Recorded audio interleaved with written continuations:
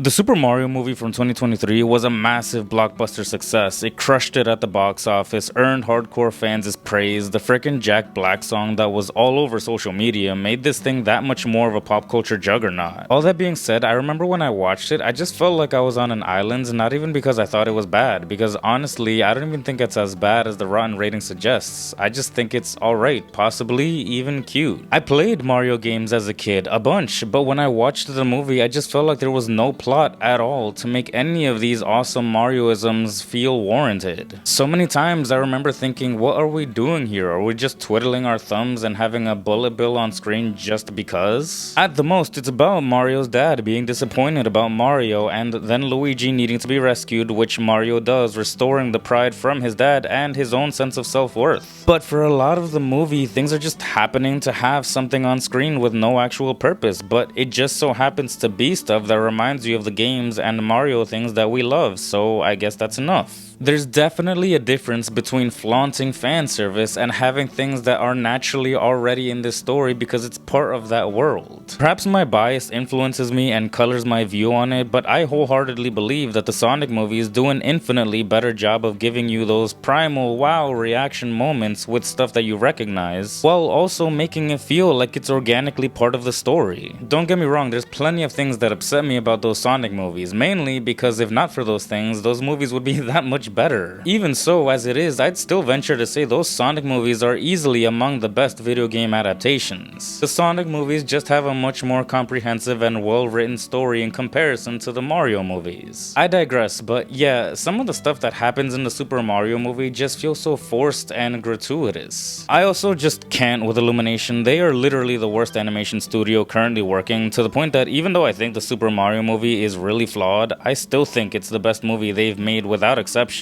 That being said, this thing made over $1 billion, so surely the sequel would work that much harder at making a much more interesting and well-written story while also incorporating those tasty fanservice-y moments that a lot of the fans loved in the original. Oh dear. For some reason, Illumination's increased budget came with the clause from Nintendo where instead of using the money for, I don't know, an actual screenplay, no, instead just use it to showcase even more Nintendo references to really drive home that nostalgia. It's iconography, that's quite literally all this movie sums up to. Again, I guess it makes sense from Illumination's perspective since this thing made over $1 billion, so clearly they did something right. So much of this movie basically follows the ideology of, well, if it worked the first time, certainly it's gonna work again, right? If you thought there was gonna be character progression, well, tough luck, cause that's not a thing in this movie. I guess it was cute that they were able to force a way to have baby Mario and Luigi interact with Yoshi, even though that scene had literally no plot relevancy. Anyway, this time around, Mario and Luigi have to save Rosalina instead of Peach, except Peach is the one that has to save Rosalina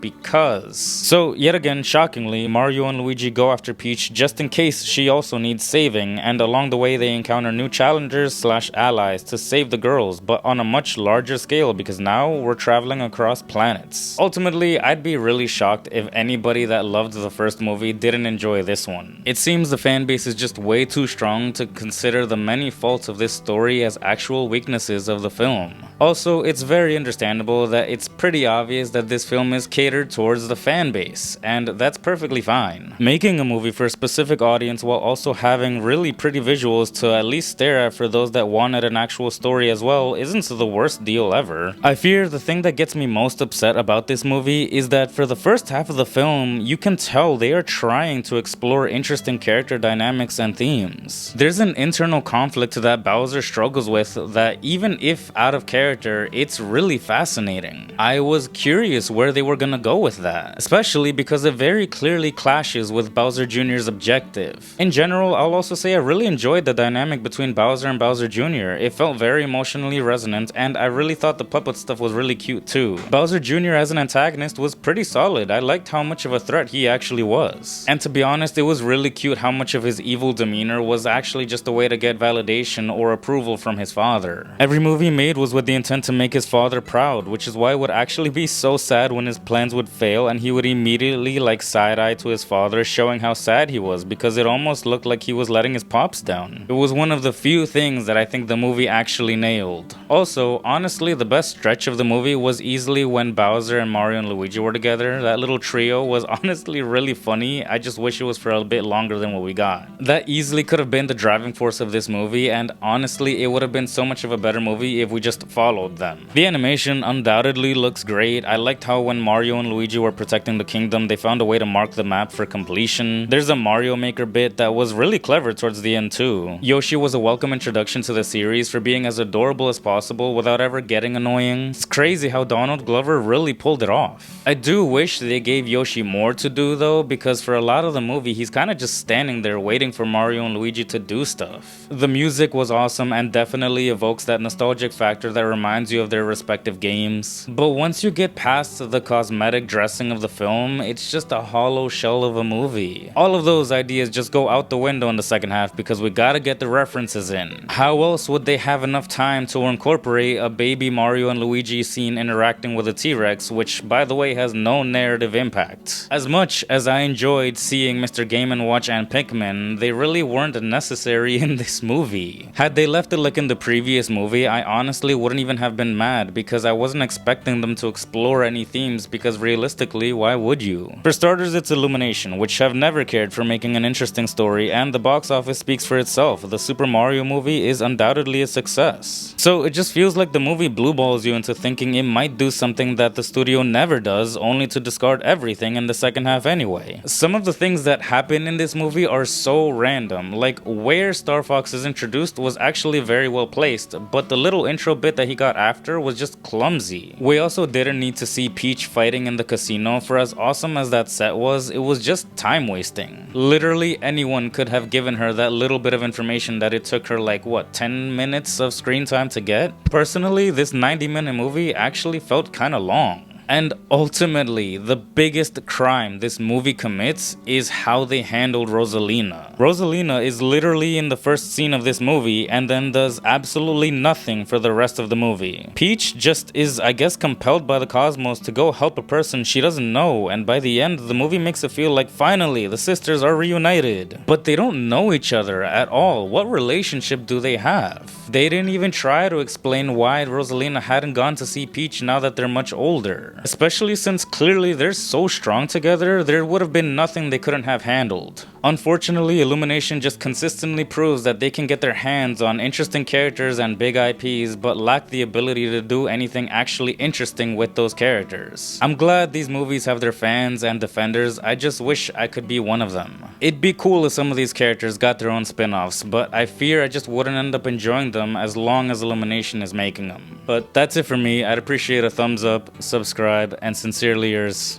Anthony.